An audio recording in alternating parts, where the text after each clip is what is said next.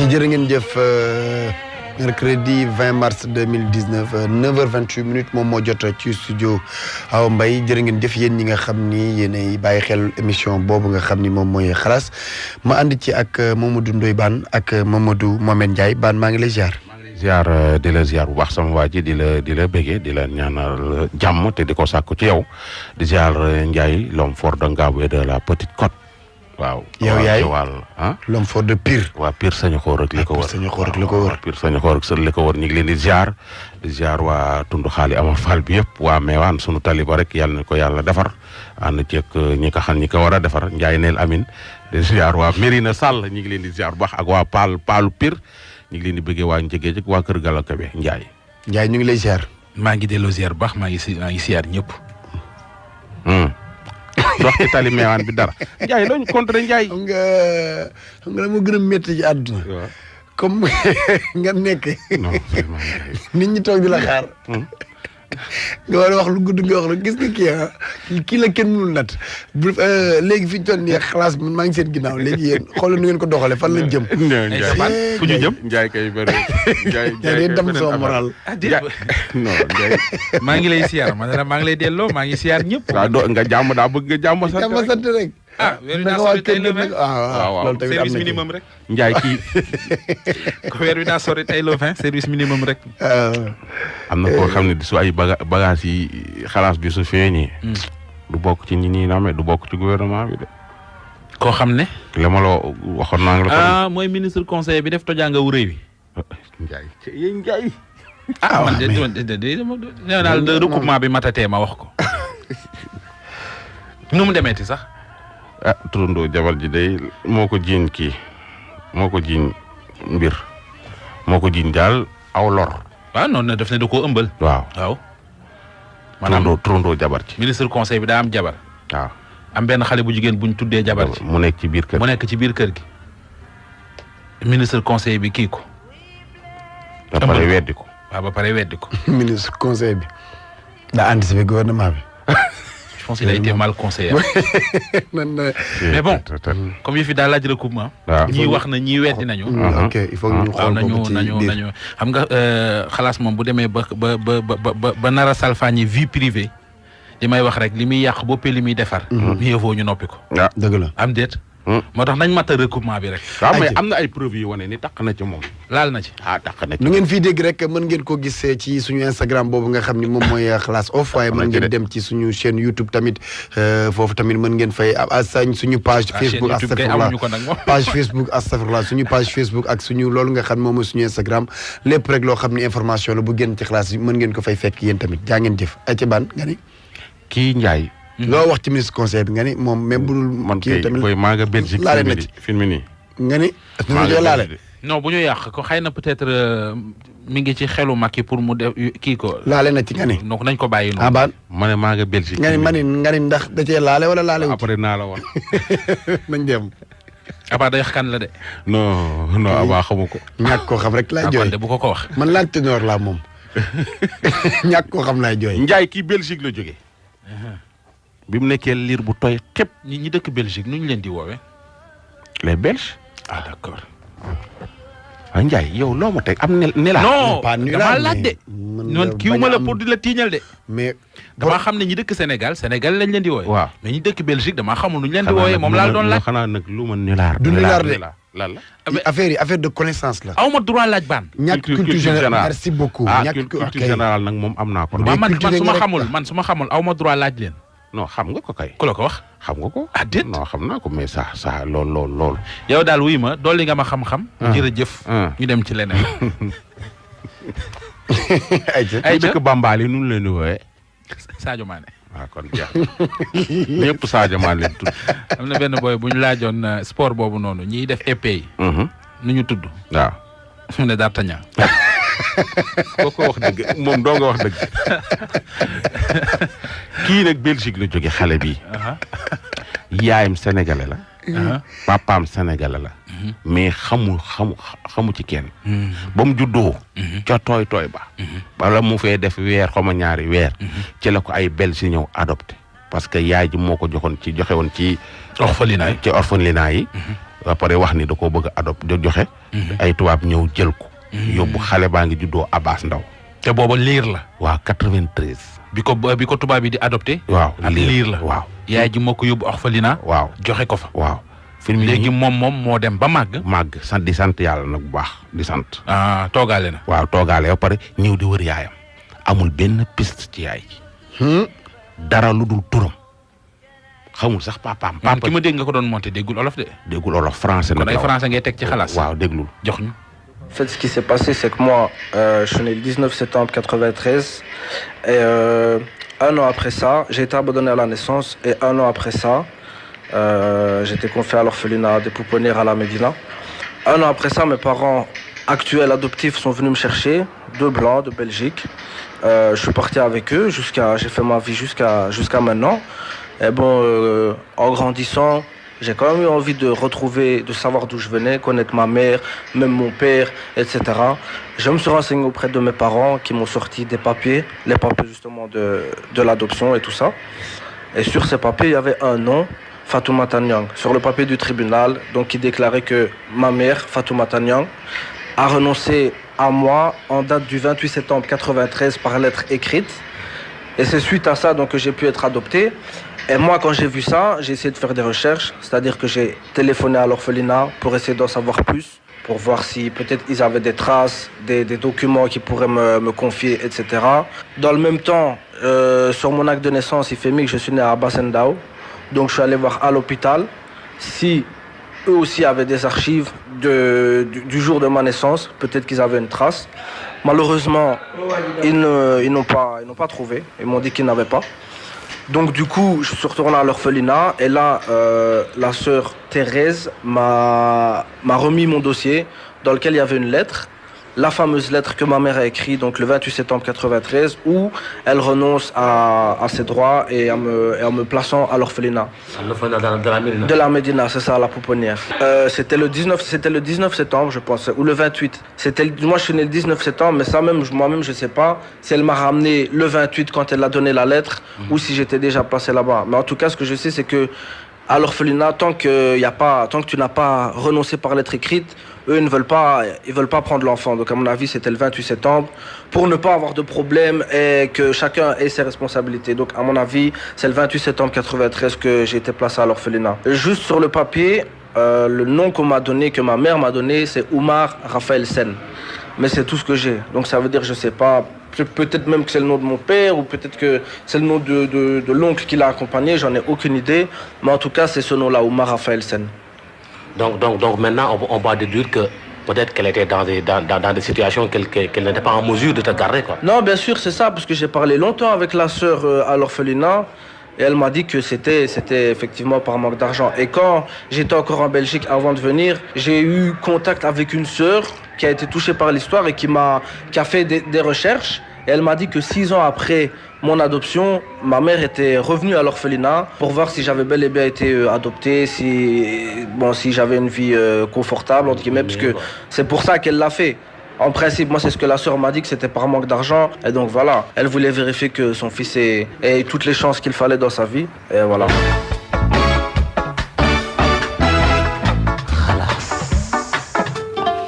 Vraiment, c'est un fils très reconnaissant qui cherche sa mère, vraiment. Waaw, defe naa wax na turu yaay ji. Parce qu'il a bien compris que ni. Waaw. bi ko yaay ji di bàyyiwu ko woon parce que da koo bañ ak yooyu da koo bàyyi woon pour mu am situation bu baax. parce que boobu moom mënu ko woon. man de ñaar neex na ma ci xalaas bi. benn mag nee na ma xale fu mu nekk bu màggee seeti yaayam. firnde baa ngi nii. beneen bi topp mooy ni ma déggee mu wax ko. merewul yaay ji. léegi nag. ñu bëri war nañu ci jànge. digaluma kenn muy am doom ju mu munta yor. mais bu la ko yàlla nattoo. bul sam xel tëju wala ngay jël ay risque naan da nga koy sànneeg da ngay def yu kenn xamul. amaana xale bii bu ko yaay ji yoroon ci yooyu la jamono ci condition yi mu doon dund. tey du màgg bay di ko wër. mais la comme xelam def jox amu ci problème ak yoon ndax tey bu ko sànni woon baa mu ray ko wala truc heure bii ñu ngi naan maga ca pen baak déedéet. mais daf koo jël dem dénkaane ko orphelinat. nan la xale bu juddoo ku ko jur fan la juddoo loolu ça ne nous concerne pas. li ñu concerné daal mooy def na li daal xelam. dem na dénkaane ko am na ñu ñëw jël ko adopté nañ ko jox nañ ko éducation bu baax yóbbu nañ ko bitim réew yar nañu ko yor nañu ko yiir nañu ko yedd nañu ko. kon yaay joojit def na li ko war. képp koo xamante ne ji yàlla nattoo na la nga am doom ci anam yoo ko bëggewul wala nga am doom te mënoo ko yor. toppal tànku femme bi. après leneen lu ci am nag ñu xam ne yàllaa yor nit. léegi nag. comme wax na turu yaay ji. Sénégal moom comme li wax rek c'est un petit village. réer fi du jafe. du yomb. même bu fekkente ne yaay ji yëgluwul. ñu xam yaay ji xam histoire bi ca yooyu la jamono. dinañ yëglu waaw nañ jokkoo ak ñun. voilà moom na xelam dal li ma leer mooy. gëm naa ne dina feeñ. voilà 93 ca hôpital Abass Ndao. waa ji mi ngi fi. ne ni muy waxee Abass Ndao de xam naa ne. waaw waaw mais nag tamit hôpitaux yi. yooyu la jamono est-ce que Abass Ndao tuddul woon repos Mandel.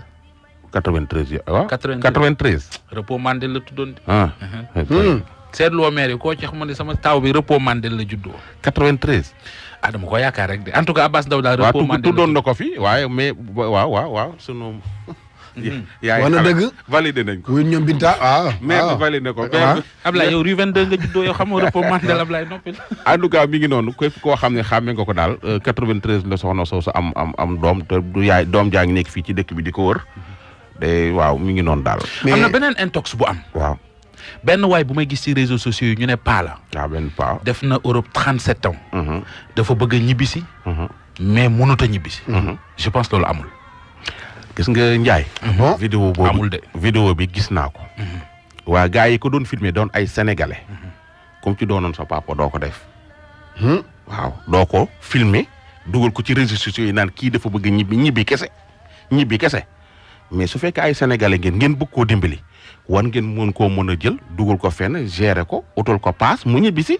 mais est-ce que duñu ko wan pour ñi nga xam ne ñooy waa këram gis ko wala ñi ko bëgg a dimbali ko. non damaa bëgg a ñibbi. nga filmer paa bi. non mais au-delà de ça dugal ko ci réseau yi. paa bi ay mbokkam ma ngi fi. waaw xam nañu ko. waaw te soxlawul di ko ketal billet pour muy ñëw. bu dee paa bi nga xam ne moom lañ def ci réseaux sociaux yi. génnee ko noonu. soxlawu ko. te am de source sûre. wax nañoo magam bu jigéen xaw ma rakam bu jigéen bu ne Sénégal. ak benn jarbaatam bu góor. doomam bu jigéen ba ne Belgique jël na ko yóbbu ko Belgique ca moom. bi vidéo bi duggee ci réseau yi li ma ciy ñaawlu mooy sunu site internet yi encore une fois benn nit toll fee filmer benn paa rek ñoom ñu ni ko coppet dugal ko def ci benn texte dugal ko seen site internet yi. papay jàmbur maamu jàmbur tamit loolu rafetul yéen journalistes yi loolu journalisme la yow Ndiaye waxal. man vraiment man bi mu yegsee ci loolu du la fii journaliste. man bi mu yegsee ci man animateur bi. dama ko envoyé journaliste bi. mais comme mënu ma cee sori journaliste tamit moom li ma wax dégg naa ko nañ ci teey ba enquête yi xool ba noppi moom. non c'est vrai. c'est que dañ ciy war tey c'est que dañuy gis dara ci Facebook. ci réseaux sociaux yi. jëlee ko foofu. wala ci ay audio WhatsApp jëlee ko foofu. def ko article. man daal kii sama xam nga journaliste bu nekk dafay maanaam da ngay wóolu sa source. waaw léegi nag si vraiment la source est de bonne foi ou pas. kooku moom beneen affaire la. mais li ma la mën a wax mooy journaliste bu nekk source la am yow source bi jox na la info bi. xëy na dala daan jox yeneen yuy dëgg wala des choses comme ça. kon ñun man bokk mënu ma leen a condamné ci dara. parce que xamoo fu ñu jëlee info bi. journaliste nag dañ koy manipuler. wax naa démb lañ fi xëy tàgge Moussa Gningue. waaw mi ngi noonu. te deewul tey la gën a dund. waaw te ñu na xoolal loolu. mais loolu du yoon. ñu na waaw en tout cas daal boo Cheikhouna Sy. waaw moom mooy le président des Sénégalais de l'extérieur man moo ma jox information bi. mais bëgguma ci woon a sori moo ma jox envoyé ma photo bi wax ma ci yooyu nga xam ne yëpp dama ko jox sama journaliste bi nga xam ni man moo ma doy mu ne ma nanu def nànk ci info bi ba keroog ñu ci am lu gën a leer man it ma daal ci teey daal ci def nànk mais daal booy bi ma ko jox noonu la tudd Cheikhouna Sy c'est le président des Sénégalais de l'extérieur. mais loolu dadul information sax. daal li ma mën a xam daal mooy ñetti sénégalais tiim la di la filmer damaa bëgg a ñibbi xanaa yéen sax su kenn defee ku nekk tuuti sax mu ñibbi jarul publier loolu du info. mais ça dépend de bu fekkee dafa nekk situation yoo xamante ne dafa laaj mu ñibbi si njabootam. waa ji paa bi muy wax booba. booba dafa xawoon na tàggoog sago. waaw loolu wax nañ loolu la quoi mais xam nga ni yow mi jàkkaarloog moom xam nga ni noonu la demee. nga koy filmer ci noonu. mais xam nga yëpp sax ay supposition la gis nga loolu nga wax noonu. waaw wax nañ ma ko. waaw xam nga ba léegi déggoo ma wax ko. waaw nee na ñu bañ koy filmer dafa tàngoon. waaw xam nga comme li nga wax sànq. bàyyi jàmbur ak maami jàmbur. waaw doo fi toog naan dañ koo fekk mu tàng ak yooyu. la dafa sol lu diis wala dafa tàngoon lan la. gaa yaa ngi koy publier ci réseaux sociaux yi di ci wut weccet. daa tàngoon lan la xoolal vita en tout cas daal en tout cas mais comme nee nañu doom ju jigéen ji jëli na ko. waaw yóbbu na ko Belgique. ñoom it bu ñu sàgganate ba seen bàyyi di mbujj ci réseaux sociaux yi. dëgg la waaw mais nit ñi ci wut weccet nañ ci arrêté. ah mais ban bàyyil ñooñu ban ku dee ci marché yaa tàgge sa bopp. en tout cas daal Ndiaye li ma lay wax mooy. information yi mën nga tey ji balaa léegi ci ngoon mën nga amal yeneen information yu yoo xam ni ba tey ci loolu la jëm. waaw non day kii. waaw day évoluer. waaw day évoluer mais nañ ciy tey rek. ayca nañu ciy tey rek. ayca ok te fële leen jëm ci waa ji moom mooy Moussa Omar Gueye. moo ne Louga de non Al Ousseynou Diagne. Al Ousseynou Diagne kii nii bii nii. waaw mais yow Mbane rey gi ñu rey Moussa Gningue te deewul loolu kenn du ci wax. mais day guddal fanam rek. kenn du ci xalaas lii. day guddal fanam rek. waaw mais Ndiaye ñii xëy di rey nit ñi te nit ñi dund.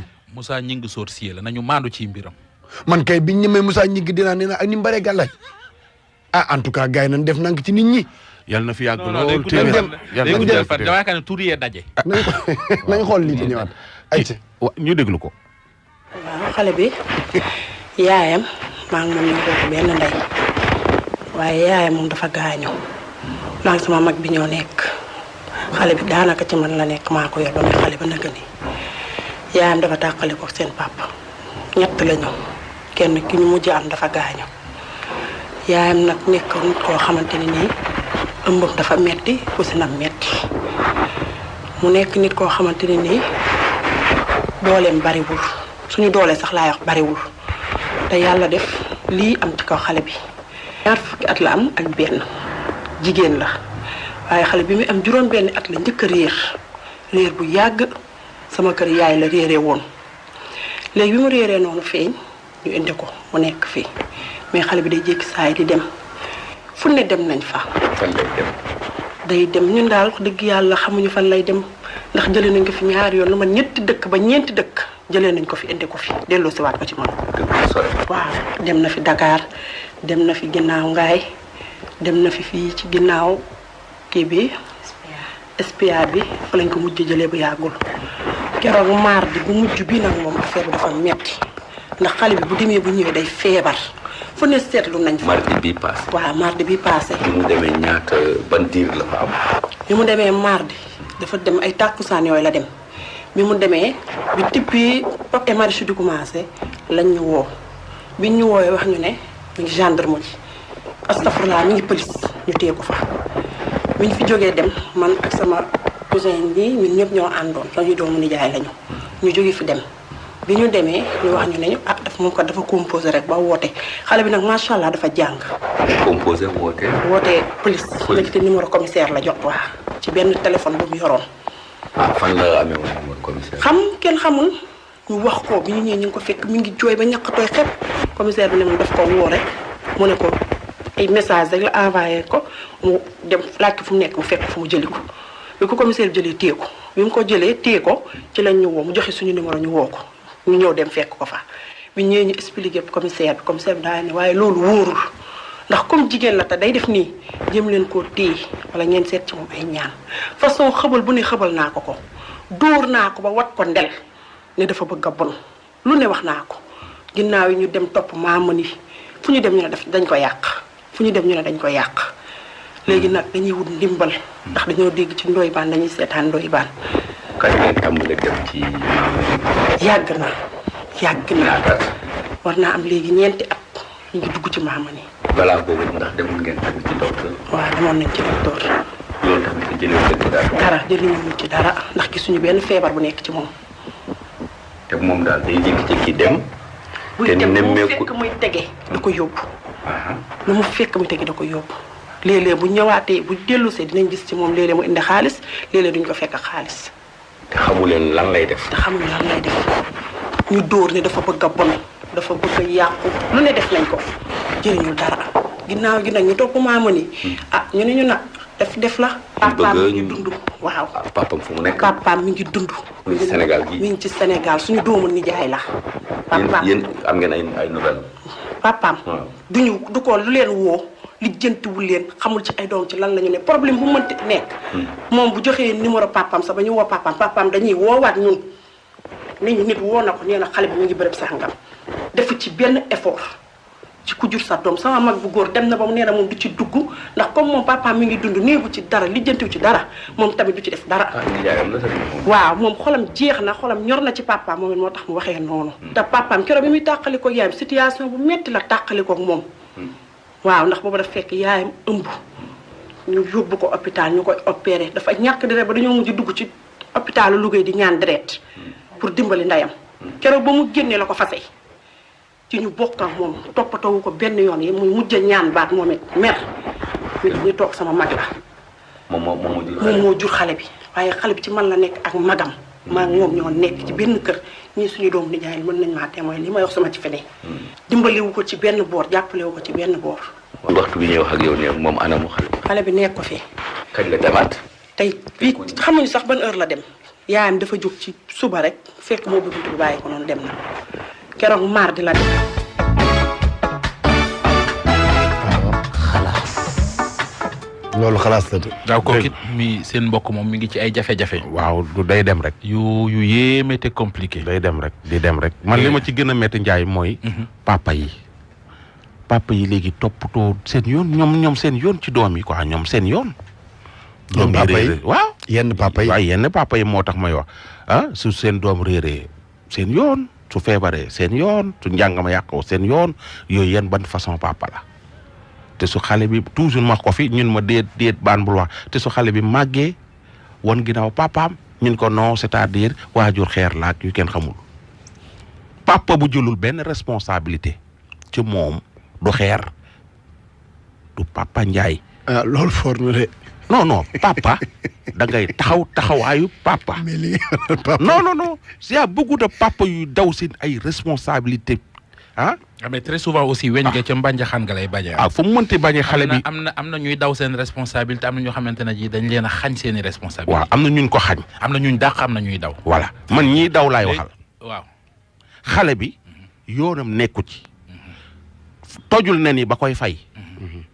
sa digganteeg yaayam. xale bi yoonam nekku ci. yaa ko jur da nga ko war a toppatoo. dëgg la xam nga lu tax fii ci Afrique du ñu jox cër doom ni mu ware mooy jur dañoo yomb. dëgg la de. ak fase réew yu tubaab bi am na ci réew yoo xamante ne ji boo amee doom mu màgg. waaw bala nga cay tegaat beneen doom sa doom boobu da ciy ànd ba pare. waaw. par exemple nga am sa doom nii quoi ngeen yar ko ba mu am ay 5 ay 10 ans 11 ans 12 ans. ndax ma defaraat bala ngeen di indiwaat beneen doom ngeen taxawal ci projet beneen doom. da ngeen ciy wax xale boobu ba pare. loolu joojoo teel a am ay responsabilité. non mais loolu la. loolu en fait néew ma lu baax la de. mais juste pour te dire que ñun jur ni mu ñu yombee. moo tax pour maanaam ñuy taxawu suñu doom yi. ni mu war yow léegi Ndiaye bu dee dama laa dégg daf mel ni comme da nga ànd si loolu tubaab yi def laaj sa doom pour ndax war naa amaat doom. déedéet. àndoo ci déedéet. mais yow tamit àndoo ci am doom di ko bàyyi noonu muy taxawaalu amul yar amul gis nga na nit ñi sóor ñaar. un enfant c'est du temps. c'est de l'argent. xale ci boppam. nga war koo taxawaay ba war. dafa laaju jot dafa laaju tuut nag moom suñ ko waxee c'est relatif ndax kenn ku nekk. la nekk sa poos moom nga yore sax njaboot. ñii xëy na yàlla mën na leen gan ba seeni soxna ci clinique yi la ñuy muccee. ñii yàlla mën na leen gan ba xëy na seeni soxna ci dispensaire yi la ñuy muccee. mais fu mu ci mënti doon rek. doom la. très bien la nga am ak na nga mën taxawoo ko sa doom. am na ci xale yoo xamante ne ji buñ màggee pour ñoom tout le temps dañ leen a war a jiite ca yar bala. ñoom pourtant dañ leen a war a jiite. fu ñu ànd ak seen i morom ñooy des ginnaaw. bu ñuy séddalee ñëpp ñëw di jël. ñoom dañuy taxaw ba ñu xaar jox leen. dëgg la du ab yaru de. ña leen yare la da ngaa manquil xale bi. xale da nga koy yar ci lu ñuy xëccoo moo ca war a jiitu. confiance. xale da nga koy yar ci fu mu taxaw moo fa gën. mais bu fekkee xale daa màgg gisul papa. ku koy wàññi. kenn xamul. bu fekkee yaay ja du toog. ku koy aar. du am confiance quoi du nekk en sécurité. bu fekkee kër guñ dëkk tey ñu génne leen suba fu muy amee jom. bu fekkee yaayam heure buy leb moom la yónni fu muy amee ngor. xale boobu gis nga bu màggee noonu. xam nga lu muy doon. businessman. al toppe. businessman yi. al toppe lay doon. lan lay business. nu mu ci génnee rek. nu mu ci génnee ci loo nekk mu ne maa ngi koy takkal. maa ngi koy lijjanti non non c'est que gis nga une fois encore nag yàlla yor ñëpp mën ngaa am yéene yi sa xale sa doom gën ci doom yi. gën a tekki ci doom yi. waaye na fekk mu ànd dogalub yàlla suñu borom. en tout cas njaboot yi daal. buñ leen di bandone. nañ leen di taxawu. xale bi gën a soxla taxaw mooy xale bi am tawat. dafa soxla ku ko encadré. soxla ku ko taxaw. yaay yi wéet nañ ci torop. gis nga Ndiaye fii nii famille Sénégal yi xale yi handicapé yi soo juree joom mu laa ko nga juraat ko mu laa ko wala nga jur doom ñu laa ko rek ñu ayal la gaaf reportage du jour bi nga war a def sax bi nga war a def mooy xalan la y a des handicapés yoo xam dañoo jàng ba am ay diplôme fu ñu dem di wut liggéey duñ leen jël jigéen ñi fu ñu dem di wut liggéey tamit du leen jël te pour ñu am jëkkër sax problème la. loolu du fait divers loolu fait de société la. waaw benn la fait de divers ak fait de société amul différence. fait personnel la loolu. amul différence. y a des handicapés Babacar lay yëngal. amul différence am na ay femmes yoo xam ne ay handicapé leen dañoo jàng ba am seeni diplôme. fu ñu dem di liggéey ñu dàq leen. te soo góor gu normal. allo présidence. waaw lii tam ci lii lu am solo la déglu ma rek soo demee di leen tàkk waa di fi dagg rek lii dafa am solo Ndiaye. waa d'accord ay ko suba bëggoo ma wax ci handicapé yi. kay bëggoo ma wax handicapé yi. ginnaaw waa kon ñu ñoo ko déggandoo ginnaaw Ndiaye avant bëgguñu ma wax ci handicapé yi. kenn wax loolu dañu temps bi léegi xoolal may ma tuuti rek 2 secondes. ku tudd Njóoba Fall. jàmm gën si Kambaaw dafa réer keroog samedi Njóoba Fall. képp ku ko gis ñi ngi ñaan nga jokkoo ak yaayam Kati Diop Ponti 218 54 30 voilà. Allô présidence. Voilà. Allô présidence. Voilà. Allô présidence.